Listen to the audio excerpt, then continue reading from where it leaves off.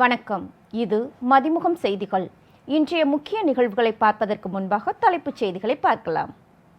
பருத்தி மீதான இறக்குமதி வரியை நீக்க வேண்டும். பிரதமர் மோடிக்கு முதலமைச்சர் மு.க.ஸ்டாலின் கடிதம். காவிரியின் குறுக்கே மேகதாது அணை கட்டும் கர்நாடக அரசின் திட்டத்தை முறியடிக்க வேண்டும். அனைத்து கட்சிகளின் பிரதிநிதிகள் கூட்டத்தில் வைகோ வலியுறுத்தல். தமிழகத்தில் உள்ள 2.24 கோடி குடும்ப அட்டைதாரர்களுக்கு மகளிர் உரிமை தொகை. அமைச்சர் பெரிய கருப்பன் தகவல். கர்நாடக சட்டசபை கூட்டத்தொடரில் அமளி. 10 பாஜக எம்எல்ஏக்கள் இடைநீக்கம். மழைக்கால கூட்டத்தொடருக்கு ஓ.பி. ரவீந்திரநாத்தை அழைப்பதால் ஒரு தாக்கமும் ஏற்பட போவதில்லை. அதிமுக முன்னாள் அமைச்சர் ஜெயக்குமார் பேச்சு. ராணிப்பேட்டை சிப்காட்டில் புதிய ஒருங்கிணைப்பு ஆலை. அடிக்கல் நாட்டும் பணிகளை துவங்கி வைத்தார் முதல்வர் மு.க.ஸ்டாலின். பருத்தி நூல் உயர்வை கட்டுப்படுத்த கோரி பிரதமர் மோடிக்கு முதலமைச்சர் மு.க.ஸ்டாலின் கடிதம் எழுதியுள்ளார்.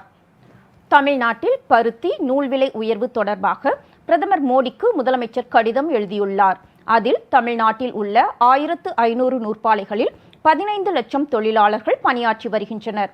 நூல் விலை உயர்வால் செலவு அதிகரித்து உற்பத்தியை நிறுத்தும் நிலைக்கு நூற்பாலைகள் தள்ளப்பட்டுள்ளன. இந்தியாவில் இருந்து கழிவு பருத்தி ஏற்றுமதிக்கு தற்காலிக தடை விதிக்க வேண்டும் என்றும், நூற்பாலைகளுக்கு பருத்தி கொள்முதல் கடன் வரம்பை 3 to 8 மாதங்களாக நீட்டிக்க வேண்டும் எனவும் கோரிக்கை விடுத்துள்ளார். மேலும் கடன் பெற வங்கிகள் கோரும் விளிம்பு தொகையை 25% இருந்து 10% குறைக்கவும், அவசர கால கடன் உத்தரவாத திட்டத்தின் கீழ் நூற்பாலைகளுக்கு நிதியுதவி வழங்கவும் முதலமைச்சர் மு.க.ஸ்டாலின் கடிதம் மூலம் பிரதமருக்கு வலியுறுத்தியுள்ளார்.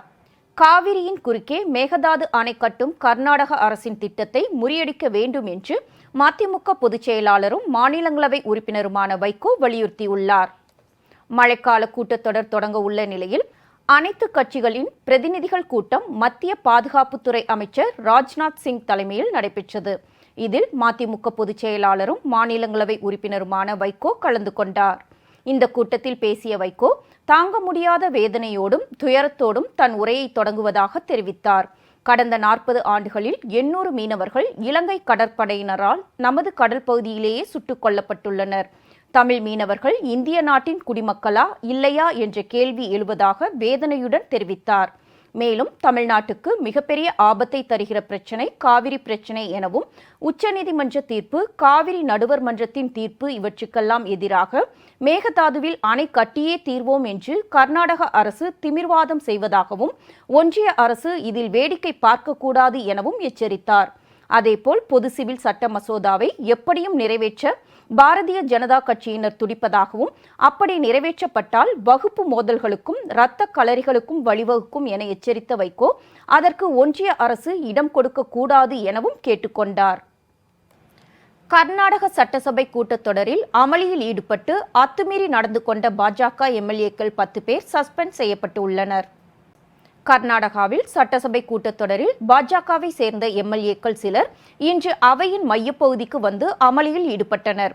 பெங்களூருவில் 2 நாட்களாக நடந்த எதிர்க்கட்சிகளின் கூட்டத்தில் தலைவர்களை வரவேற்க IAS அதிகாரிகளை ஈடுபடுத்தியதற்கு எதிராக அவர்கள் அவையில் கூச்சல் எழுப்பினர். எனினும் இந்த கூட்டத்தொடரில் 5 மசோதாக்கள் நிறைவேற்றப்பட்டன. அதனைத் தொடர்ந்து சபாநாயகர் காதர் மதிய உணவுக்கு அவையை ஒத்திவைக்காமல் பட்ஜெட் விவாதத்தில் ஈடுபட முடிவு செய்து உள்ளார். தொடர்ந்து அவையை நடத்தும்படி துணை சபாநாயகர் ருத்ரப்பா லாமணியிடம் கூறியுள்ளார். இதனால் ஆத்திரமடைந்த பாஜக எம்எல்ஏக்கள் அவையின் மையப்பகுதிக்கு வந்து ஆர்ப்பாட்டத்தில் ஈடுபட்டனர். அவர்கள் மாநில அரசுக்கு எதிராக முழக்கம் எழுப்பினர். சபாநாயகர் மீது காகிதங்களை கிழித்தெறிந்து போராட்டத்தில் ஈடுபட்டனர். இதனால் பரபரப்பு ஏற்பட்டது. இதனைத் தொடர்ந்து 10 பாஜக எம்எல்ஏக்களை சஸ்பெண்ட் செய்து சபாநாயகர் காதர் உத்தரவிட்டுள்ளார். இதன்படி எம்எல்ஏக்கள் டாக்டர் அஸ்வத் நாராயணன், வேத வியாச காமத், அரவிந்த் பெல்லாட், தீரஜ் முனிராஜு, யஷ்பால் சுவர்ணா, சுனில்குமார், ஆர் அசோக், உமாநாத் கோட்யான், அரக ஞானேந்திரா மற்றும் பாரத் ஷெட்டி ஆகியோர் சஸ்பெண்ட் செய்யப்பட்ட பாஜக எம்எல்ஏக்கள் ஆவர். நடப்பு கூட்டத்தொடர் முடியும் வரை எம்எல்ஏக்களை சஸ்பெண்ட் செய்து சபாநாயகர் காதர் உத்தரவிட்டுள்ளார். தமிழகத்தில் உள்ள 2.24 கோடி குடும்ப அட்டைதாரர்களுக்கும் மகளிர் உரிமை தொகைக்கான விண்ணப்பம் விநியோகிக்கப்படும் என அமைச்சர் பெரிய கருப்பன் தெரிவித்துள்ளார். கலைஞர் மகளிர் உரிமை தொகை வழங்குவது தொடர்பாக கூட்டுறவுத்துறை அமைச்சர் பெரிய கருப்பன் தலைமையில் ஆய்வுக் கூட்டம் நடைபெற்றது. இதில் கூட்டுறவுத்துறை செயலாளர் ஜெகநாதன், பதிவாளர் சுப்பையன் மற்றும் மாவட்டம் முழுவதும் உள்ள கூட்டுறவு அதிகாரிகள் காணொலி வாயிலாக கலந்து கொண்டனர்.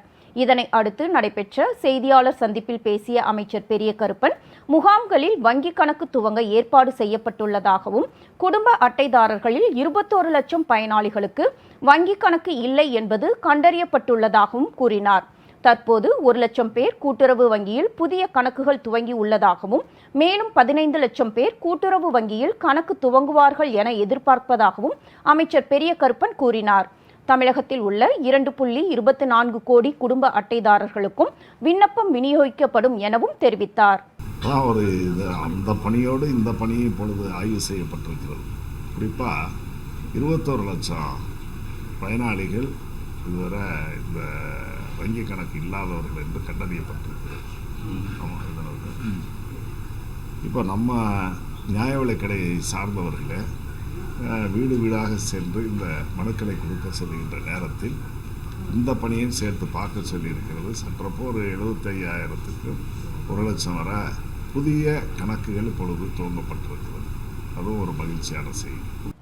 நாடாளுமன்ற மழைக்கால கூட்டத்தொடருக்கு ஓபி ரவீந்திரநாத்தை அழைப்பதால் ஒரு தாக்கமும் ஏற்பட போவது இல்லை. அவரை சுயேட்சை என்கிற முறையில் அழைத்திருப்பார்கள் என அதிமுக முன்னாள் அமைச்சர் ஜெயக்குமார் கூறியுள்ளார். அதிமுக சார்பில் நடைபெற உள்ள விலைவாசி உயர்வுக்கான ஆர்ப்பாட்டம் குறித்தும், அதிமுக மாநாடு ஏற்பாடுகள் குறித்தும், புதிய உறுப்பினர் சேர்த்தல் புதுப்பித்தல் பணிகள் குறித்தும் முன்னாள் அமைச்சர் ஜெயக்குமார் ராயபுரம் பகுதியில் உள்ள கட்சி நிர்வாகிகளுடன் ஆலோசனை மேற்கொண்டார். பின்னர் செய்தியாளர்களை சந்தித்து பேசிய அவர், ஓபி ரவீந்திரநாத்திற்கும் அதிமுகவிற்கும் சம்பந்தம் இல்லை என்று அவருக்கு ஏற்கனவே கடிதம் அனுப்பியுள்ளதாக கூறினார். நாடாளுமன்ற மழைக்கால அனைத்து கட்சி ஆலோசனை கூட்டத்துக்கு சுயேட்சை எம்பி என்ற அடிப்படையில்தான் ஓபி ரவீந்திரநாத் அழைக்கப்பட்டிருப்பார் என்று ஜெயக்குமார் கூறினார். அதாவதுங்க, இப்போ ஒரு நேற்று தினம் ஒரு அனைத்துக்கு, அதாவது ஒரு என்டிஏ தேசிய ஜனநாயக கூட்டணியுடைய ஒரு கூட்டம் நடந்தது. அந்த கூட்டத்தில் பார்த்திங்கன்னா எந்த அளவுக்கு நம்முடைய அண்ணன் எடப்பாடி அவர்களுக்கு ஒரு முக்கியத்துவம், கழக பொதுச்செயலாளருக்கு முக்கியத்துவம் கொடுத்துன்னு தெரியும். நிச்சயமாக இன்றைக்கி தமிழ்நாட்டில் மிகப்பெரிய சக்தின்றதை இன்றைக்கு இந்தியாவை உணர்ந்துருக்கு. இது அனைத்து இந்திய அண்ணா திராவிட முன்னேற்ற கழகம் ஒரு மிகப்பெரிய ஒரு சக்தின்றது இன்றைக்கி இந்தியாவை உணர்ந்துருக்கு. அந்த அடிப்படையில் தான் இன்றைக்கி ஒரு முக்கியத்துவம் கொடுக்குது. நம்ம அதை தான் பார்க்கணும் மொழிய. இன்றைக்கி பொறுத்தவரையில் இன்றைக்கி கோர்ட்டை பொறுத்தவரையில் இன்றைக்கி ஒரு டிஸ்குவாலிஃபிகேஷன் செஞ்சுருக்க நிலைமையில், ஸோ அந்த வகையில் அவர் எம்பியாக ஏற்கனவே கடிதம் கொடுத்துட்டோம். ஏற்கனவே கடிதத்தை நாங்கள் பாராளுமன்றத்திலே சமர்ப்பிச்சிட்டோம். அவர் கட்சியே இல்லைன்ற அடிப்படையில். எனவே அந்த அடிப்படையில் அவர் கட்சிக்கும் அவருக்கும் சம்மந்தம் கிடையாது. எனவே என்டிஏ மீட்டிங்கில் எங்களுக்கு கொடுத்த அந்த முக்கியத்துவத்தெல்லாம் கருதி பார்க்கும்போது அதை கூப்பிட்றதுனால ஒரு தாக்கமும் ஏற்பட போகிறது கிடையாது. ஒரு சுயேட்சை ஒரு எம்பின்ற அடிப்படையில் தான் கூப்பிட்டுருப்பாங்க. ராணிப்பேட்டை சிப்காட்டில் புதிய ஒருங்கிணைப்பு ஆலை அடிக்கல் நாட்டும் பணிகளை முதல்வர் மு.க. ஸ்டாலின் காணொலி வாயிலாக துவங்கி வைத்தார். ராணிப்பேட்டை சிப்காட் ஆலையில் புதியதாக திறக்கப்படும் ஆலையானது திரவ மருத்துவ ஆக்சிஜன், திரவ நைட்ரஜன், திரவ ஆர்கான் ஆகியவற்றை உற்பத்தி செய்யும் ஒருங்கிணைந்த ஆலை அமைக்கப்பட உள்ளது. தொழில் ஊக்குவிப்பு மற்றும் வர்த்தகத்துறை சார்பில் இந்த தொழிலக மற்றும் மருத்துவ உற்பத்தி ஆக்சிஜன் உற்பத்தி ஆலை துவங்கப்பட உள்ளது. இந்நிலையில் ராணிப்பேட்டையில் உள்ள சிப்காட் தொழிற்சாலை பகுதியில் இன்று புதியதாக ஆலை கட்டுவதற்கு அடிக்கல் நாட்டப்பட்டது. இந்த நிகழ்வை தமிழக முதல்வர் மு.க. ஸ்டாலின் சென்னை தலைமைச் செயலகத்தில் இருந்து காணொலி வாயிலாக திறந்து வைத்தார். உடன் தொழில்துறை அமைச்சர் TRB ராஜா மற்றும் பல அதிகாரிகள் கலந்து கொண்டனர். சென்னையில் நாளை முதல் மகளிர் உரிமை தொகைக்கான விண்ணப்பம் மற்றும் டோக்கன் வீடு தேடி சென்று வழங்கப்படும் என மாநகராட்சி ஆணையர் ராதாகிருஷ்ணன் தெரிவித்துள்ளார். இத்திட்டம் தொடர்பான முன்னேற்பாடுகள் குறித்து சென்னை மாநகராட்சியில் நடைபெற்ற ஆலோசனை கூட்டத்திற்கு பின் பேசிய ராதாகிருஷ்ணன், சென்னையில் 2 கட்டமாக டோக்கன் மற்றும் விண்ணப்பம் வழங்கப்பட உள்ளதாகவும், முகாம்கள் நடைபெறும் இடம் மற்றும் தேதி நியாய விலை கடைகளில் ஒட்டப்படும் என்றும் தெரிவித்தார். வங்கிக் கணக்கு இல்லாத பெண்களுக்கு முகாம்களிலேயே வங்கிக் கணக்கு தொடங்கப்படும் என்று தெரிவித்த ராதாகிருஷ்ணன், வாட்ஸ்அப்பில் வரும் தவறான தகவல்களை மக்கள் நம்ப வேண்டாம் என்றும் கேட்டுக்கொண்டார். நாளையிலேருந்து இந்த ரேஷன் கடை சார்ந்த விண்ணப்பங்கள் தெருவாரியாக விண்ணப்பம், அதே மாதிரி அவங்களோட அக்னாலஜ்மெண்ட் கார்டோட டோக்கன் 3ம் கொடுக்கறதுக்கான அனைத்து ஏற்பாடுகளும் செஞ்சுருக்காங்க. காவல்துறையும் நம்மளோட உணவு மற்றும் கூட்டுறவுத்துறையோட அதிகாரிகளும் இணைந்து அதற்கான முழு ஏற்பாடு செஞ்சுருக்காங்க. நம்ம அதற்கான டீட்டெயில் பிளான் போட்டிருக்கோம். ஆக்சுவலாக இந்த விண்ணப்பங்கள் கொடுக்கும்பொழுது நம்ம எல்லாருக்கும் கிடைக்கும். ஸோ தயவுசெய்து தேவையில்லாத அச்சம் எனக்கு கிடைக்குமா உனக்கு கிடைக்குமான்னு நீங்கள் வெயிட் பண்ணுங்கள். யாருமே பதட்டப்படாமல் இருந்தால் அந்த ரேஷன் கடை சார்ந்த விண்ணப்பங்கள் ரேஷன் கடைதாரர் மூலமாக, நம்ம நியாய விலை கடைதாரத்தோட சேல்ஸ்மேனும் மூலமாக, எங்களோட இணை அதிகாரி மூலமாக உங்களுக்கு வீடு தேடி வந்துடும், டோக்கனும் வந்துடும், அக்னாலஜ்மெண்ட்டும் வந்துடும். இதை நீங்கள் உங்களால் முடிந்த அளவு பூர்த்தி செய்து முதல் ஃபேஸில் என்ன கடைகள் எடுப்போம், ரெண்டாவது ஃபேஸில் என்ன கடைகள் எடுப்போங்கிறத விரிவான பத்திரிகை அறிக்கை கொடுக்கப்பட்டுள்ளது. ஆனாலும் கடைகளில் அடுத்த 3 நாட்களில் வெளிப்படையாக அந்த செய்திகள் ஒட்டப்படும். ஸோ கடையில் உங்களுக்கு எந்த கடைக்கு எங்கே முகாம் இருக்குது, எந்த கல்யாண மண்டபமோ இல்லையா பள்ளிக்கூடமோ அங்கே தேர்ந்தெடுக்க இடம் இருக்குது, எங்கே இது உங்களுக்கு போகணும், யார் போகணுங்கிறத உங்களுக்கு அந்த டோக்கன்லேயே கொடுத்துருப்பாங்க. நீங்கள் அன்னைக்கு வந்தால் போதும். இந்தியாவின் இளைஞர் வளத்தை தொழில்நுட்ப மிக்கவர்களாக மாற்றும் வகையில் பெரியார் பல்கலைக்கழகம் சார்பில் நாடு முழுவதும் 100 இடங்களில் செயற்கைக்கோள் ஆராய்ச்சி மையங்கள் அமைக்கப்பட உள்ளதாக பெரியார் பல்கலைக்கழக துணைவேந்தர் ரா ஜெகநாதன் தெரிவித்துள்ளார். நாட்டின் வளர்ச்சியில் இளைஞர்களின் வளத்தை தொழில்நுட்ப ரீதியாக பயன்படுத்திடும் வகையில் சேலம் பெரியார் பல்கலைக்கழகம் பல்வேறு முன்னெடுப்புகளை மேற்கொண்டு வருகிறது. இதன் ஒரு பகுதியாக பெரியார் பல்கலைக்கழகத்தின் தொழில்நுட்ப தொழில் முனைவோர் ஆராய்ச்சி பூங்கா சார்பில் தொழில் 4.0 தொழில்நுட்பம் ஒன்றிணைத்தல் என்ற தலைப்பில் தொழில்நுட்ப ஒருங்கிணைப்புக்கான சுற்றுச்சூழல் அமைப்பு உருவாக்கப்பட உள்ளது. உயர் சாதனைகளை படைக்க இளைஞர்களை உருவாக்கும் திறன் மேம்பாட்டு திட்டம் பெரியார் பல்கலைக்கழகத்தில் செயல்படுத்தப்பட உள்ளது. இதனையொட்டி முன்னணி நிறுவனங்களுடன் புரிந்துணர்வு ஒப்பந்தத்தில் கையெழுத்திடும் நிகழ்ச்சி பெரியார் பல்கலைக்கழகத்தில் நடைபெற்றது. துணைவேந்தர் பேராசிரியர் ரா ஜெகநாதன் முன்னிலையில் பெரியார் பல்கலைக்கழகம் சார்பில் பதிவாளர் பேராசிரியர் கே தங்கவேல், தீபம் மருத்துவமனை குழும தலைவர் டாக்டர் அண்ணாமலை பாண்டியன், மோனோலித் நிறுவன துணைத் தலைவர் தினேஷ், ஆக்டிவ் எடு நிறுவன இயக்குனர் ரமேஷ் கிருஷ்ணா ஆகியோர் புரிந்துணர்வு ஒப்பந்தத்தில் கையெழுத்திட்டனர். MESC நிறுவன முதன்மை செயல் அலுவலர் மோஹித் சோனி, எடுஸ்கோப் நிறுவன இயக்குனர் அமித் பார்க்கர் ஆகியோர் காணொலி வாயிலாக புரிந்துணர்வு ஒப்பந்தத்தில் கையெழுத்திட்டனர். இந்நிகழ்ச்சியில் தலைமை திட்ட அலுவலர் சசிகுமார், பெரியார் பல்கலைக்கழக உள்தர மதிப்பீட்டு மைய இயக்குனர் யோகானந்தன், இணை பேராசிரியர் சதீஷ் உள்ளிட்டோர் கலந்து கொண்டனர். தீவிர ஓட்டப்பந்தய வீரரும் உடற்பயிற்சி ஆர்வலருமான ஆனந்தன் சிவகுமார் தொடர்ந்து 2000வது நாள் ஓட்டத்தை நிறைவு செய்து மைல்கல்லை எட்டினார். பெசன் நகரில் ட்ரீம் ரன்னர்ஸ் ஹாப் மாரத்தான் நடைபெற்றது. தீவிர ஓட்டப்பந்தய வீரரும் உடற்பயிற்சி ஆர்வலருமான ஆனந்தன் சிவகுமார் தொடர்ந்து 2000வது நாள் ஓட்டத்தை நிறைவு செய்து மைல்கல்லை எட்டினார். ஏசியா புக் ஆஃப் ரெக்கார்ட்ஸின் பிரதிநிதியான திருமதி கவிதா ஜெயின் திரு சிவகுமாரின் சாதனையை பாராட்டி ஆரோக்கியமான மற்றும் சுறுசுறுப்பான வாழ்க்கை முறையை பின்பற்றுவதற்கும் மற்றவர்களை ஊக்குவிக்கும் வகையில் அவருக்கு விருதினை வழங்கி பாராட்டினார். பல்வேறு மாவட்டங்களில் நடைபெற்ற தகவல்களை களத்தில் மதிமுகம் பகுதியில் பார்க்கலாம்.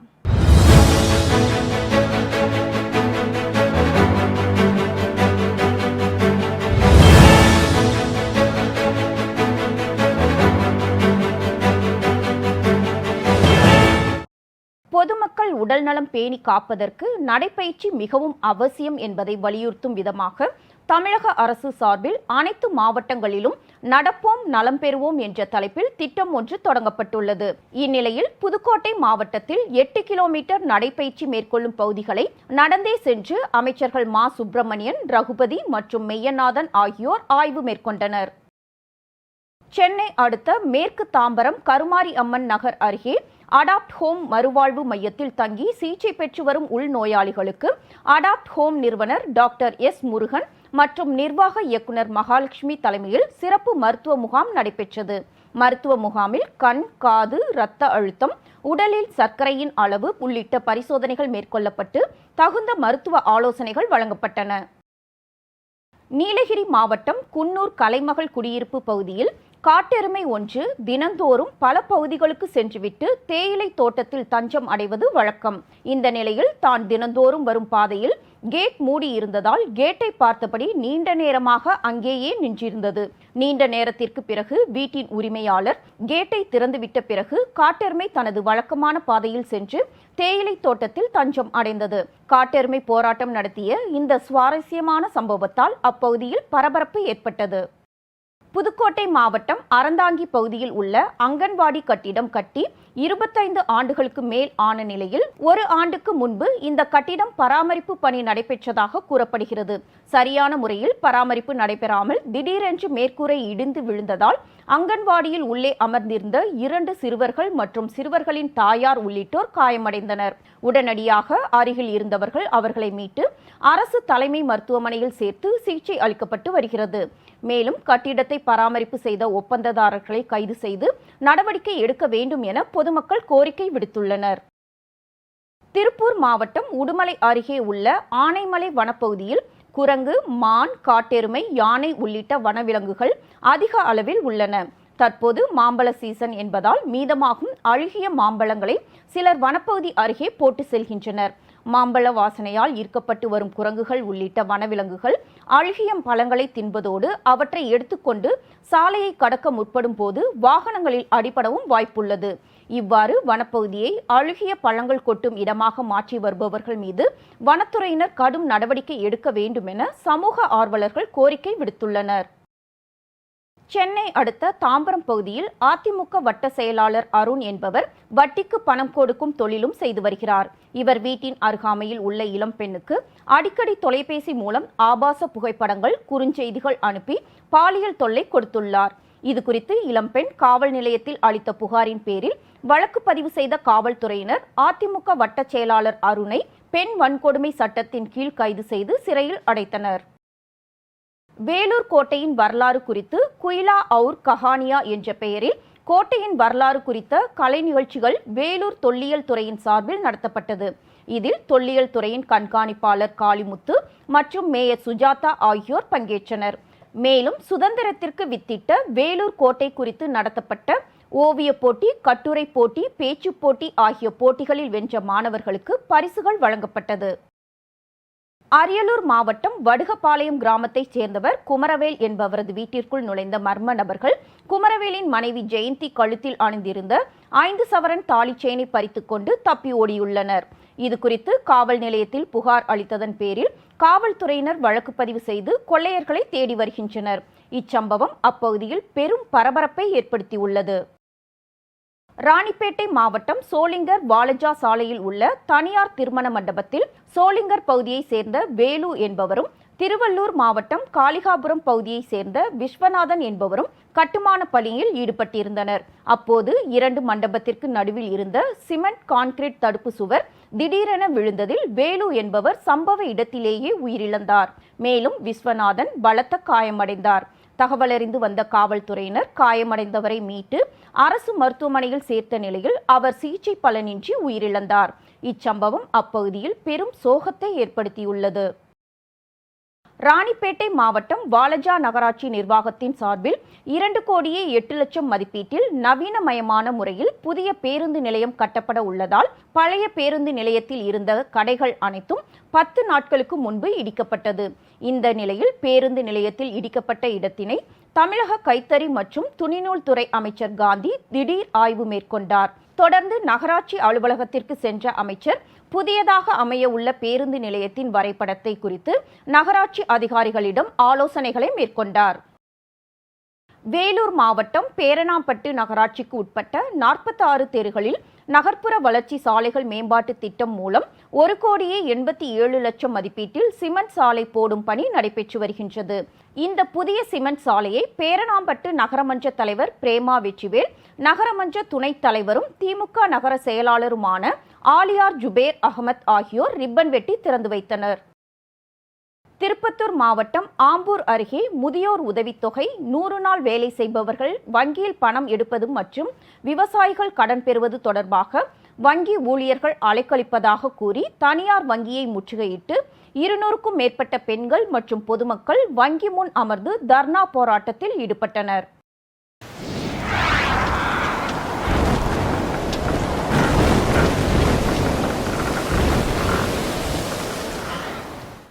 தமிழகத்தில் 2 மாவட்டங்களில் கனமழைக்கு வாய்ப்பு உள்ளதாக சென்னை வானிலை ஆய்வு மையம் தகவல் தெரிவித்துள்ளது. மேற்கு திசை காற்றின் வேக மாறுபாடு காரணமாக தமிழ்நாடு, புதுச்சேரி மற்றும் காரைக்கால் பகுதிகளில் ஓரிரு இடங்களில் இடி மின்னலுடன் கூடிய மழை பெய்யக்கூடும் என வானிலை ஆய்வு மையம் தெரிவித்துள்ளது. அந்த வகையில் இன்று நீலகிரி, கோவை ஆகிய 2 மாவட்டங்களில் கனமழையும் மற்ற மாவட்டங்களில் மிதமான மழையும் பெய்யும் என வானிலை ஆய்வு மையம் தகவல் தெரிவித்துள்ளது. சென்னையை பொறுத்தவரை அடுத்த 24 மணி நேரத்திற்கு வானம் மேகமூட்டத்துடன் காணப்படும் எனவும் நகரின் சில பகுதிகளில் மழை பெய்யும் எனவும் தெரிவிக்கப்பட்டுள்ளது. இன்றைய தங்கம் வெள்ளி விலை வழங்குவோர் அட்டிகா கோல்ட் கம்பெனி. 22 கேரட் ஆபரண தங்கத்தின் விலை சவரனுக்கு 320 ரூபாய் அதிகரித்து 44,720 ரூபாய்க்கு விற்பனை செய்யப்படுகிறது. நேற்று ஆபரண தங்கத்தின் விலை சவரனுக்கு 44,400 ரூபாய்க்கு விற்பனை செய்யப்பட்ட நிலையில் இன்று 320 ரூபாய் அதிகரித்து 44,720 ரூபாய்க்கு விற்பனை செய்யப்படுகிறது. அதேபோல் வெள்ளியின் விலையும் கிராமுக்கு 60 காசுகள் குறைந்து 82 ரூபாய்க்கும் 1 கிலோ வெள்ளியின் விலை 82,000 ரூபாய்க்கும் விற்பனை செய்யப்படுகிறது. உத்தரகாண்ட் மாநிலத்தில் சமோலி பகுதியில் மின்மாற்றி வெடித்து விபத்து ஏற்பட்டதில் பலி எண்ணிக்கை 15ஆக உயர்ந்துள்ளது. உத்தரகாண்ட் மாநிலத்தில் சமோலி பகுதியில் மின்மாற்றி வெடித்து பெரும் விபத்து ஏற்பட்டுள்ளது. இந்த விபத்தில் முதலில் 10 பேர் சம்பவ இடத்திலேயே பரிதாபமாக உயிரிழந்தனர் மற்றும் பலர் காயமடைந்தனர். அலக்நந்தா ஆற்றங்கரையோரம் ஏற்பட்ட இந்த விபத்தில் படுகாயமடைந்த 50க்கும் மேற்பட்டோர் மருத்துவமனையில் சிகிச்சை பெற்று வந்த நிலையில் சிகிச்சை பலனின்றி மேலும் 5 பேர் உயிரிழந்த நிலையில் பலி எண்ணிக்கை 15ஆக உயர்ந்துள்ளது. இந்த விபத்து குறித்து காவல்துறையினர் விசாரணை மேற்கொண்டு வருகின்றனர். வடகொரியா 2 பாலிஸ்டிக் ஏவுகணைகளை விண்ணில் செலுத்தி சோதனை மேற்கொண்டுள்ளது. தென்கொரியாவில் அணு ஆயுத நீர்மூழ்கி கப்பலை அமெரிக்கா நிலைநிறுத்தியுள்ள நிலையில் வடகொரியா ராணுவம் தனது கிழக்கு கடலில் 2 குறுகிய தூர பாலிஸ்டிக் ஏவுகணைகளை விண்ணில் செலுத்தி சோதனை மேற்கொண்டுள்ளது. ஐநா சபை மற்றும் உலக நாடுகள் எதிர்ப்பை மீறி பாலிஸ்டிக் ஏவுகணை சோதனையை வடகொரியா தொடர்ந்து மேற்கொண்டு வருகிறது. இந்த ஏவுகணைகள் கொரிய தீபகற்பத்திற்கும் ஜப்பானுக்கும் இடையே உள்ள கடலில் விழுந்துள்ளது. வடகொரியாவின் இந்த ஏவுகணை சோதனை கொரியா முழுவதும் பதற்றத்தை ஏற்படுத்தியுள்ளது. யமுனை நதியின் நீர்மட்டம் 45 ஆண்டுகளில் முதல் முறையாக தாஜ்மஹாலின் வெளிப்புற சுவர்களை தொட்டுள்ளது. இந்தியாவில் கடந்த சில நாட்களாக பெய்து வரும் கனமழையினால் வெள்ளப்பெருக்கு ஏற்பட்டு பெரும்பாலான இடங்கள் பாதிப்புக்கு உள்ளாகியுள்ளன. இதில் டெல்லியில் உள்ள யமுனை நதியின் நீர்மட்டம் மீண்டும் அபாய கட்டத்தை தாண்டி 205.35 மீட்டரை எட்டியதாக ஒன்றிய நீர் ஆணையம் தெரிவித்துள்ளது. இந்நிலையில் யமுனை நதியின் நீர்மட்டம் 45 ஆண்டுகளில் முதல் முறையாக தாஜ்மஹாலின் வெளிப்புற சுவர்களை தொட்டுள்ளது. தற்பொழுது ஆக்ராவில் நீர்மட்டம் 495.8 அடியாக உயர்ந்துள்ளது. இது குறித்து கூறிய இந்திய தொல்பொருள் ஆய்வுத்துறையின் பாதுகாப்பு உதவியாளர் வாஜ்பாய், தாஜ்மஹால் வடிவமைப்பு வெள்ளத்தை தாங்கும் வகையில் உருவாக்கப்பட்டுள்ளது. இதனால் வெள்ளத்தின் போது கூட தாஜ்மஹால் உட்புறம் தண்ணீர் நுழைவதற்கு வாய்ப்பில்லை என்று கூறியுள்ளார். மீண்டும் தலைப்புச் செய்திகள். பருத்தி மீதான இறக்குமதி வரியை நீக்க வேண்டும். பிரதமர் மோடிக்கு முதலமைச்சர் மு க ஸ்டாலின் கடிதம். காவிரியின் குறுக்கே மேகதாது அணை கட்டும் கர்நாடக அரசின் திட்டத்தை முறியடிக்க வேண்டும். அனைத்து கட்சிகளின் பிரதிநிதிகள் கூட்டத்தில் வைகோ வலியுறுத்தல். தமிழகத்தில் உள்ள 2.24 கோடி குடும்ப அட்டைதாரர்களுக்கு மகளிர் உரிமை தொகை. அமைச்சர் பெரிய கருப்பன் தகவல். கர்நாடக சட்டசபை கூட்டத்தொடரில் அமளி. 10 பாஜக எம்எல்ஏக்கள் இடைநீக்கம். மழைக்கால கூட்டத்தொடருக்கு OP ரவீந்திரநாத்தை அழைப்பதால் ஒரு தாக்கமும் ஏற்பட போவதில்லை. அதிமுக முன்னாள் அமைச்சர் ஜெயக்குமார் பேச்சு. ராணிப்பேட்டை சிப்காட்டில் புதிய ஒருங்கிணைப்பு ஆலை. அடிக்கல் நாட்டும் பணிகளை துவங்கி வைத்தார் முதல்வர் மு க ஸ்டாலின். இத்துடன் செய்திகள் நிறைவடைந்தன. மீண்டும் செய்திகள் இரவு 10:30 மணிக்கு. மேலும் செய்திகளை தெரிந்து கொள்ள மதிமுகம் பிரைம் யூடியூப் தளத்தில் இணைந்திருங்கள்.